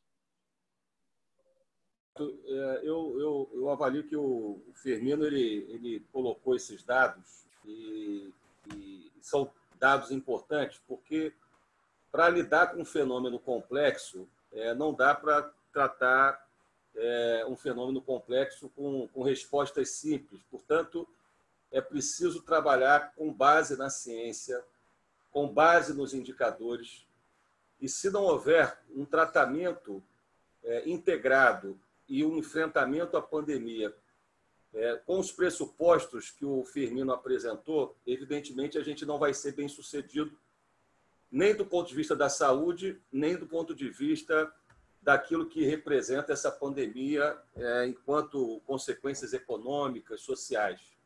O problema que nós temos hoje no Brasil é que nós temos uma crise econômica por causa da crise de saúde pública.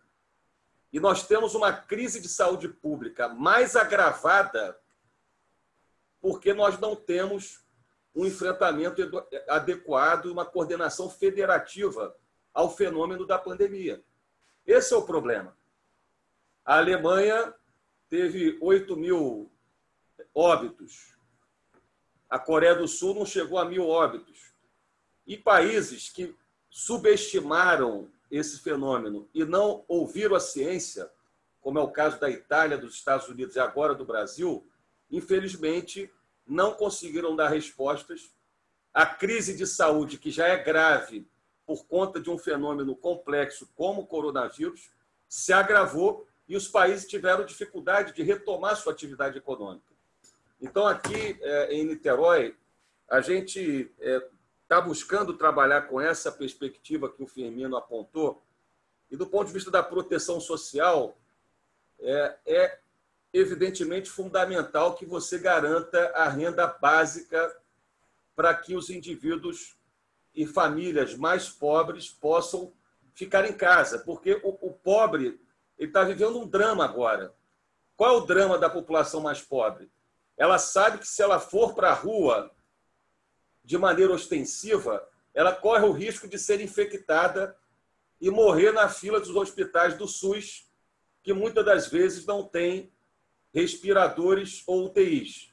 Agora, por outro lado, se ela ficar em casa, Firmino, ela corre o risco de morrer de fome. Portanto, a renda básica é absolutamente importante, porque ela estrutura toda a estratégia de enfrentamento à pandemia. Por isso que foi uma prioridade nossa em Niterói, logo nas 2 primeiras semanas do isolamento social, estruturar a renda básica. E aí quem está dentro dessa renda básica? Todas as famílias do CAD único, todos os ambulantes regularizados, todos os artesãos das nossas feiras e parques que foram fechados, todos os catadores de recicláveis, jornaleiros, motoristas de táxi. Então, um conjunto de categorias que foram profundamente afetadas e as famílias mais pobres. A renda básica, a gente fez a distribuição por um sistema de SMS.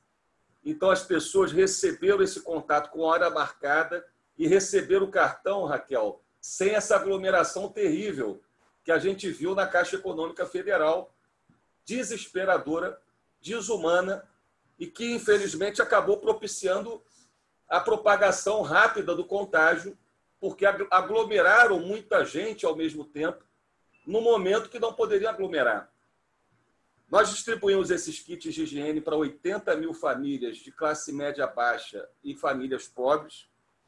Uma coisa que a gente fez aqui, que tem um custo baixo, Gilberto, é o Centro de Referência de Quarentena. Esse é o equipamento integrado da assistência social com a saúde. Eu queria chamar a atenção para esse equipamento, por quê? Porque o grande problema do coronavírus é que o indivíduo infectado, se ele não fizer um isolamento domiciliar adequado, ele vai infectar muito mais gente, vai aumentar a propagação e, por consequência, como 10% das pessoas infectadas vão ter que ir para o hospital, evidentemente, se você não tratar a quarentena e o isolamento domiciliar, você vai ter, além das mortes, o que é mais importante de a gente evitar, você vai ter um custo muito grande com a rede hospitalar. Então, é fundamental fazer, através do programa médico de família, o monitoramento dessa quarentena. Então, aqui a gente está fazendo uma testagem massiva. A gente conseguiu adquirir testes com recursos da prefeitura.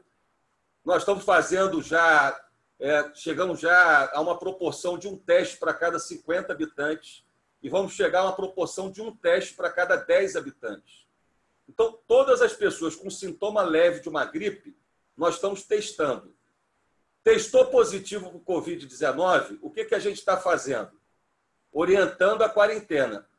Se a pessoa não tiver condições habitacionais de fazer a sua quarentena, o que a gente faz? A gente leva para esse centro de quarentena, que tem enfermaria, que tem refeitório, que tem também um espaço de acomodação, um alojamento. Então, através desse equipamento, a gente oferece alternativa para que as famílias que vivem em habitações precárias possam fazer a sua quarentena sem o risco de contaminar toda a família e toda a comunidade.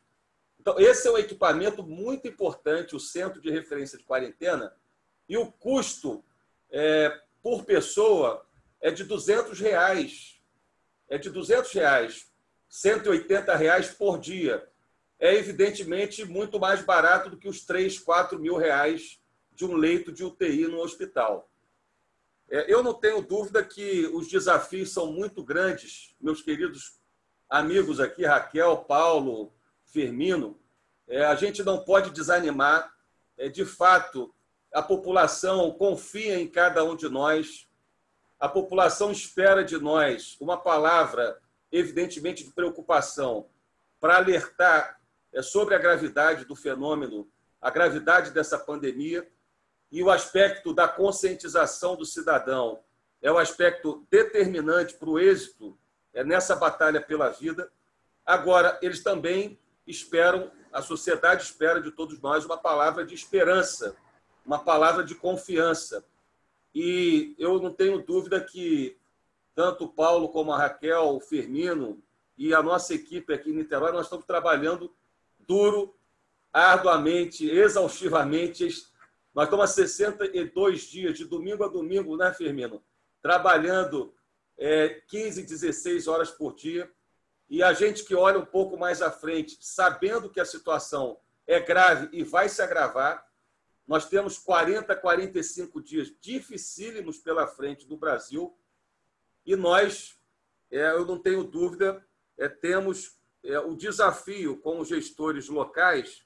Nesse contexto, onde não há coordenação nacional federativa para enfrentar o problema, nós temos um desafio ainda maior.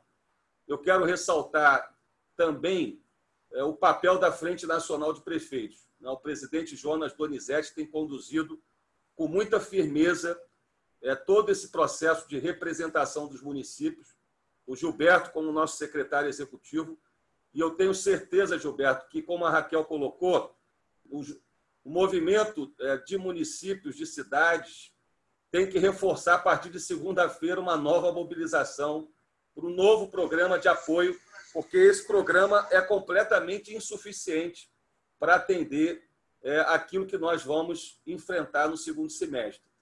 Por último, eu queria agradecer ao Comunitas, porque nós, em Niterói, iniciamos no dia 21, no dia de ontem, aquilo que nós estamos chamando de plano de transição gradual para o novo normal. Ou seja, a partir desse trabalho que foi feito de centro de quarentena, de testagem massiva, de retaguarda hospitalar, de isolamento social, a gente conseguiu achatar a curva, reduzir a letalidade, reduzir o índice de transmissão do vírus em Niterói, e aí nós pactuamos com a sociedade. Hoje, por exemplo, eu me reuni com todos os líderes religiosos que estão há 7 semanas sem fazer cultos e missas presenciais, só estão fazendo pela internet. E nós, através de um sistema de cores, de sinais, a partir de indicadores relacionados à transmissão, à taxa de recuperação, à taxa de letalidade, nós identificamos o momento de gravidade da cidade e nós saímos do momento muito grave para o momento de atenção máxima. E aí as restrições diminuíram um pouco, onde a população que ficou 60 dias sem caminhar no calçadão, agora pode caminhar no calçadão em horários determinados, e o cidadão está respeitando os horários determinados, onde alguns estabelecimentos como shoppings, centros comerciais, escolas, universidades, teatros, cinemas e igrejas continuam fechadas até passarmos ao estágio amarelo, que é o próximo estágio, e não teremos o estágio verde, porque nós vamos conviver com essa situação por meses, talvez por anos, porque, evidentemente, até que se descubra uma vacina para imunizar a população, nós vamos conviver, como o mundo está convivendo, com ameaças de uma segunda onda de contaminação. Portanto, nós vamos ter que nos habituar, do ponto de vista, por exemplo, da utilização de máscaras. nós distribuímos através das igrejas e associações de moradores 1 milhão de máscaras em Niterói. 2 máscaras para cada morador da cidade. Nós contratamos pequenas confecções da cidade. Por R$2, adquirimos 1 milhão de máscaras, por R$2 cada máscara. E hoje toda a população de Niterói está usando máscara. Né? A higiene, né? E também a recomendação de ficar em casa, de só sair à rua em caso de extrema necessidade. Então, nós hoje estamos transitando dentro desse plano de transição gradual para o novo normal, retomando gradualmente algumas atividades. E eu queria agradecer o Comunitas, porque, especialmente a Regina, porque a equipe de consultores do Comunitas foi muito importante, foi fundamental no trabalho com a nossa equipe da Prefeitura de Niterói nos últimos 20 dias, para estruturar esses indicadores, essa matriz de responsabilidade, e, de fato, a sociedade de Niterói abraçou esse plano que nós iniciamos no dia de ontem, todos os segmentos da cidade, e eu acredito que nós vamos vencer essa batalha pela vida, salvando centenas de vidas na cidade, mas, ao mesmo tempo, possibilitando a cidade retomar gradualmente suas atividades dentro desse novo normal. Perfeito.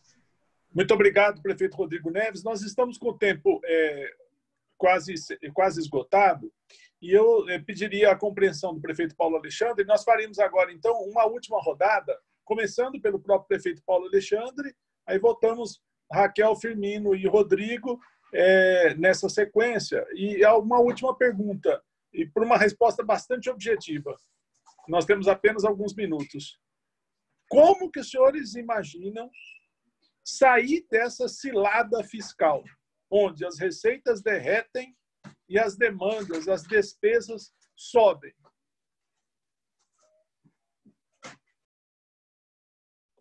Bom, a gente aqui também, acho que é legal trocar experiências. Temos uma série de ações desenvolvidas aqui e uma delas a gente também fez essa pesquisa epidemiológica, esse levantamento, e com o apoio das universidades aqui locais, da Baixada Santista. Eu queria compartilhar um pouco do resultado também, rapidamente, para a gente até ter uma referência de comparação aí da rastreamento do vírus no Brasil. Então, a gente tem aí uma... Posso só compartilhar uma tela aqui, Gilberto? Rapidinho? Pois não, prefeito, a parte técnica acho que está sendo operada em São Paulo.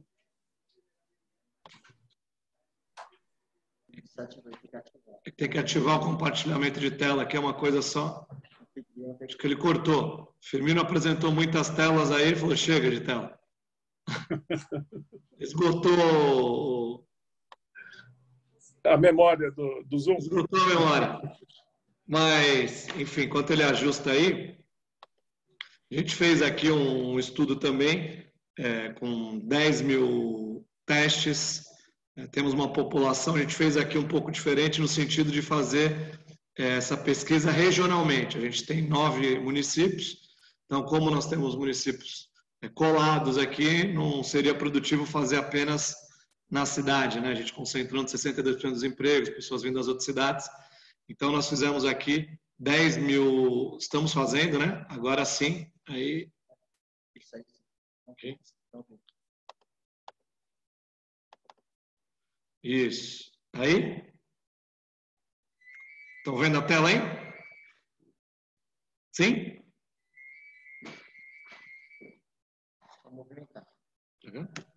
Tá na tela sim, prefeito. Tá?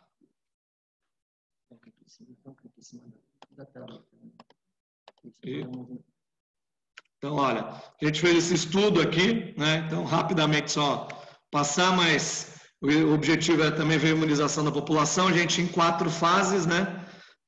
Fizemos já 2 com testagem aí, 2.500 testes praticamente aí por etapa, né? Essas 2 etapas aí já foram concluídas, vamos fazer agora no outro final de semana, e mais uma etapa, totalizando 10 mil. Isso na Baixada Santista toda, aqui nos 9 municípios, que tem 4,1% da população do nosso estado, que são imagens da aplicação, que vamos para o que interessa aqui, os 9 municípios são esses aqui. Santos, a gente tem 428 mil, então fizemos aí uma proporcionalidade de amostras por cidade, né? E aí o que a gente programou e conseguiu colher, porque tem perda aí na aplicação, enfim. Então, esse foi o retrato. Na primeira fase, tivemos aí esse resultado, 2.436 para testes aplicados, 54 positivos, deu 2,2, né? E isso foi dar uma razão aí de 10 casos não notificados, a cada caso notificado, 10 casos não notificados. Se a gente basear em casos notificados a letalidade, a gente vai estar numa taxa de 6,3. Se for baseada no total de casos, a gente cai bem aí com a letalidade. Algumas comparações aqui de coeficiente de incidência, taxa de letalidade com o mundo, né? A Espanha tem 5%, né? São Paulo fez um estudo capital em alguns distritos, chegou também 5,1% de infecção aí, de soroprevalência, e aqui alguns dados mundiais, né? A Áustria e a Islândia fizeram estudos semelhantes, né? E também o Rio Grande do Sul, que tem aí 0,22, né? E a gente aqui na Baixada com 2,22. Posso botar de lado, Matheus? Oi? Se a gente comparar também aqui esses testes, aí, esse comparativo, esse dado de cima aqui é do Rio Grande do Sul, da Universidade de Pelotas. Então, na primeira 0,05, na segunda 0,13, terceira 0,22, ou seja, ainda num estágio não tão avançado quanto São Paulo, e aqui é a nossa região. E aqui a gente fez uma análise por município, da primeira para a segunda etapa, quanto aumentou, né? Municípios que tiveram um aumento aí bastante significativo, Guarujá e São Vicente, coincidentemente que promoveram medidas de relaxamento, de flexibilização, e que tiveram aí resultados mais expressivos no aumento do número de casos, que a gente fez uma curva aí de casos com distanciamento social e sem distanciamento social implementado, para ter uma analogia. Depois eu vou mandar para vocês aqui, mas era só para que a gente pudesse ter uma reflexão, que o aumento de casos em São Paulo, região, enfim. Ideia até um pouco aí da nossa realidade. Voltar? Bom, enfim, a ideia é dividir um pouco. Vocês, a gente saiu de 1,4, como vocês viram, para 2,2. Esse estudo tem sido muito importante. Além disso, a gente fez aqui uma testagem na cidade. Nós já aplicamos aqui 22 mil testes, o que dá um dado aí de 19 testes aplicados, de um teste aplicado, aliás, para cada 19 habitantes, 1 para 19, é o nosso dado atual. A gente montou uma estrutura de drive-thru aqui, onde são feitos os testes rápidos, e também o PCR, positivou, já faz o PCR no próprio drive-thru, então faz a contraprova no mesmo momento para que a gente possa ter o quadro real. E para encerrar aqui minha contribuição em relação à assistência, a gente tem ampliado aqui, nós temos restaurantes populares, né, o Bom Prato, aqui em São Paulo, Santos tem 4 unidades. No primeiro dia da pandemia, nós já abrimos os finais de semana e também para jantar. Então, a gente está oferecendo aí café da manhã, almoço, jantar, de segunda a segunda, nos nossos restaurantes, tem sido uma medida importante.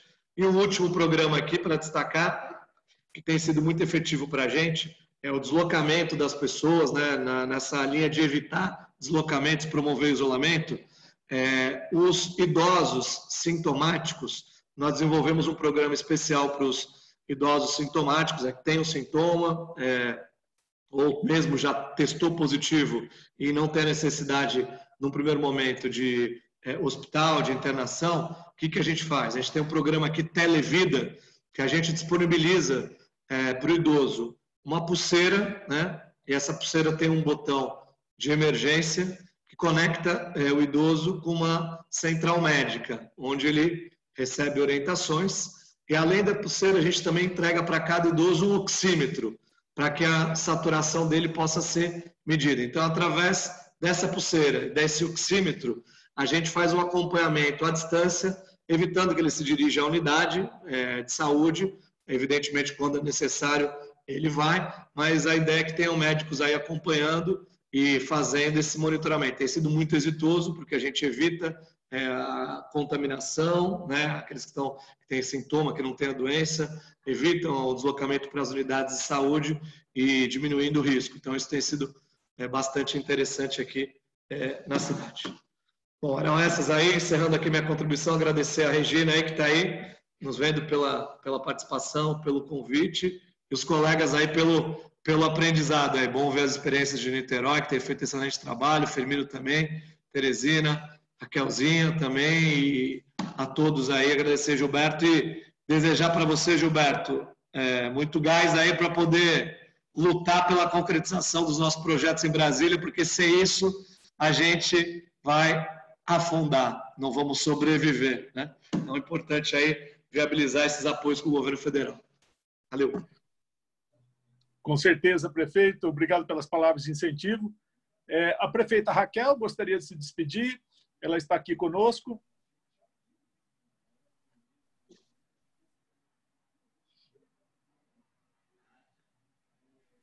Desculpa, eu tive que mudar aqui. Eu quero agradecer a oportunidade e a solidariedade. Gilberto, Regina, comunitas de todos os prefeitos que estão aqui, Paulo, Firmino, me desculpa, eu não estou enxergando mais os outros, porque eu mudei. E Rodrigo Neves, meu querido amigo lá de Niterói. Parabenizar pelo trabalho incansável que todos estão fazendo.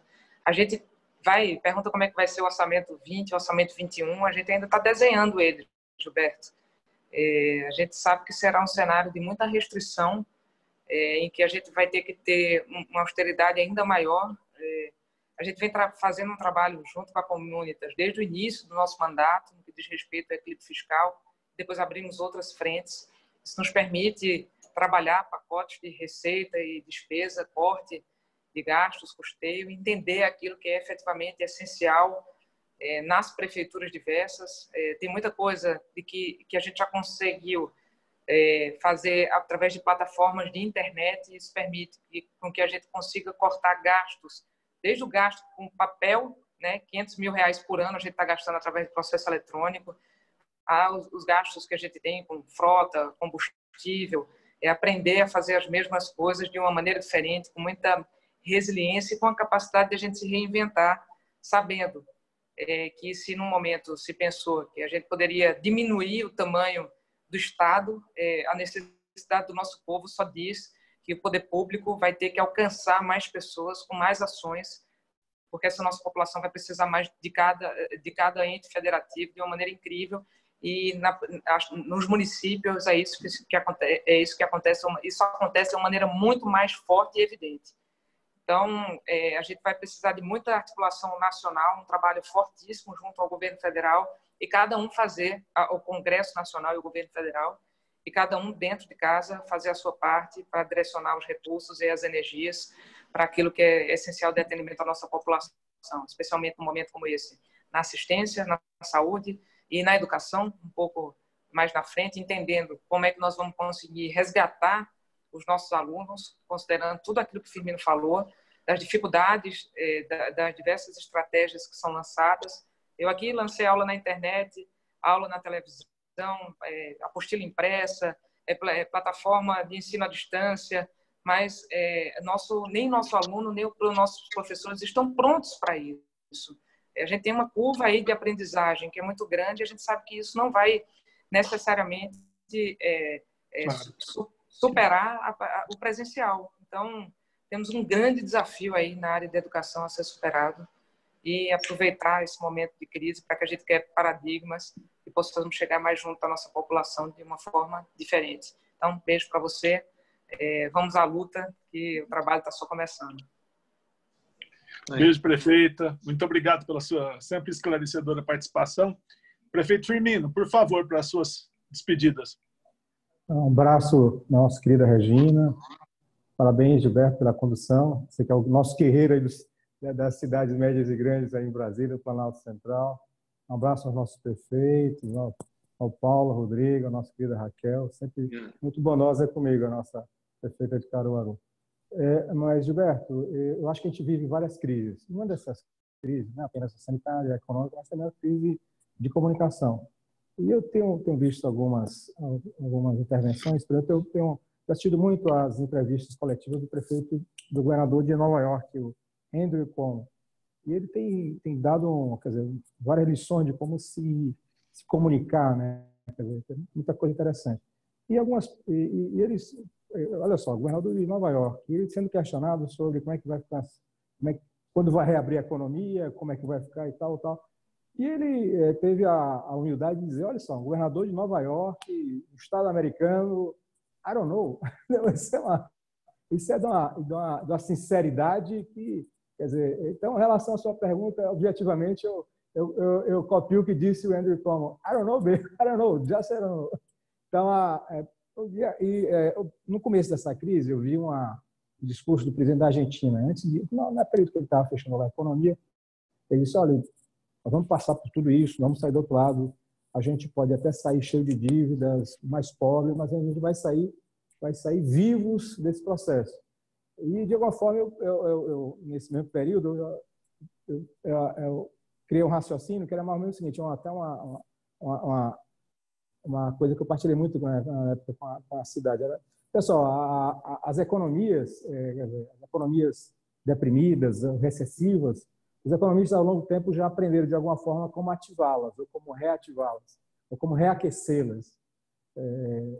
Existe o protocolo aí desde a época de Keynes e tal, das políticas, enfim. Mas, em relação à vida, os médicos ainda não aprenderam a ressuscitar pacientes que perderam a vida. Então, acho que o nosso desafio hoje, quer dizer, a nossa prioridade, quer dizer, é isso, é preservar a vida, salvar vidas, e a gente vai sair do outro lado, com fé em Deus, com muita fé, com muito otimismo. A gente acredita que depois dessa noite sombria, nós vamos amanhecer e, ao amanhecer, nós venceremos, né? Provavelmente vamos ficar com muitas dívidas, muitos problemas, mas, enfim, nós vamos estar vivos para enfrentar esses desafios. Então, essa é uma palavra que eu trago para todos, eu acho que também senti isso em todos, né? Esse sentimento de esperança, né? Esse sentimento de otimismo, nós vamos sair do outro lado vivos e com vida a gente vai enfrentar todo o resto, especialmente as dívidas que vão ficar nesse caminho. Tá certo? Tá certo. Um abraço a todos. Um abraço, prefeito. Muito obrigado. Viu? Sempre muita lucidez e muita sensibilidade nas suas palavras também. Prefeito Rodrigo Neves. Olha, gente, agradecer a você, Gilberto, agradecer a Regina, ao Comunita, os convites. Também dar um abraço a Raquel, Paulo, né, o Firmino. Foi um prazer rever vocês.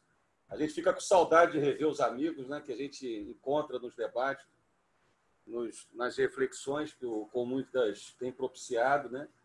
Eu não tenho dúvida que o maior desafio que a gente tem nesse primeiro momento é a gente comunicar, como foi dito, e transmitir à população que ela tem um papel fundamental nessa batalha pela vida, né?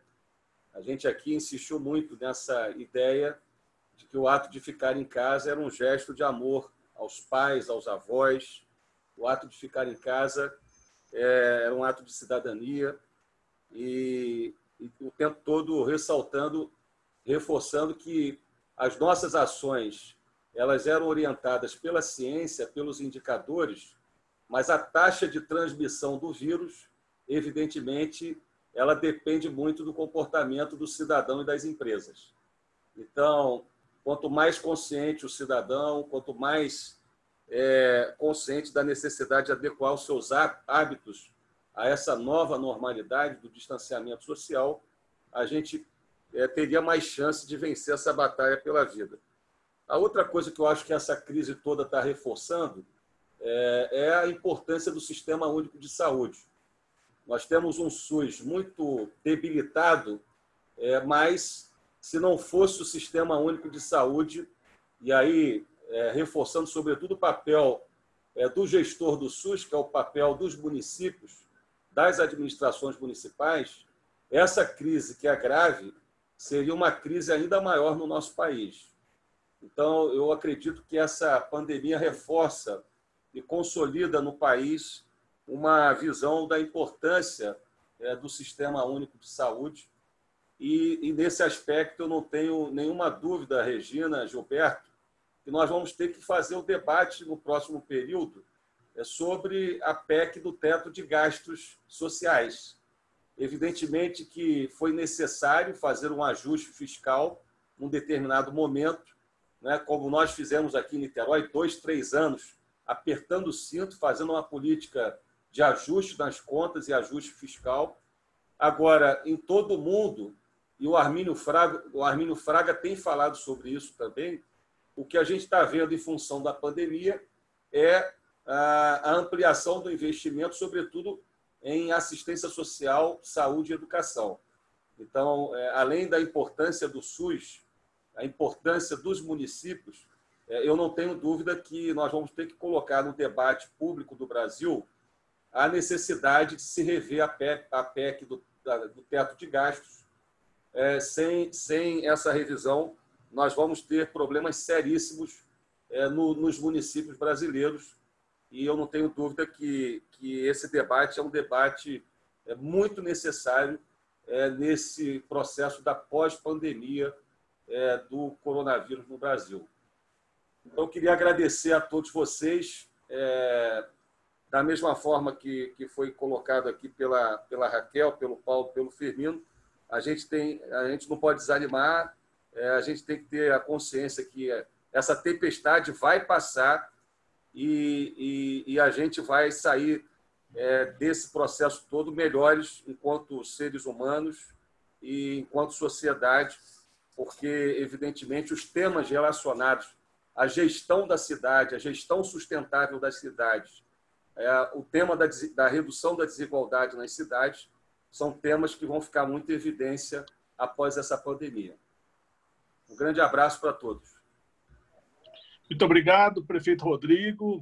Eu queria agradecer ao prefeito Paulo, ao prefeito Firmino, à prefeita Raquel pela participação. Acho que foi riquíssima essa live. Parabéns à Comunitas, né, pela iniciativa de promover. E agradeço o convite da Comunitas para poder ajudar na moderação deste evento, devolvendo a palavra à Regina, que vai fazer o encerramento desta atividade. Muito obrigado, boa noite a todos. Muito obrigada, Gilberto. Obrigada a todos os prefeitos e prefeitas que são aí tão queridos da Rede Juntos. Eu acho que só para a gente fechar, acho que vocês todos falaram algo que é muito importante, né? A população precisa ter esperança. E acho que todos os líderes políticos, quando se elegem, eles têm também esse compromisso de passar essa esperança. Então, apesar de ser um momento tão difícil, eu gostei muito de ouvir todos vocês, em todas as falas, dizer nós temos um compromisso também de falar de futuro e passar esperança para a população. Acho que isso fica aí como um registro super importante dessa conferência de hoje e que vocês assumiram com tanta propriedade. Acho que um segundo ponto que eu queria só salientar é que esse momento exige essa pactuação com a sociedade, não é só com a iniciativa privada, não é só com protocolos. E com a sociedade a gente só vai ter uma pactuação real, eficiente, com transparência. E acho que todos vocês aqui também são exemplos de administrações de transparência. Eu acho que nesse momento de Covid isso fica até muito mais importante para que a população entenda também a verdadeira realidade que estão vivendo, e só assim a gente vai pactuar esse novo momento que todos terão que assumir, essa nova convivência até mesmo social. Então eu queria parabenizar, nós vamos fazer a sistematização de toda essa conferência e que o exemplo de vocês sirva para outros territórios e outros prefeitos e prefeitas. É assim que a gente constrói. E parabéns por essa troca entre vocês. Acho que aqui já está surgindo um monte de projetos paralelos e de troca de um benchmark entre vocês. Eu acho que isso é o que mais demonstra a Rede Juntos, e é assim que a gente fecha a nossa sexta-feira juntos com vocês. Obrigada.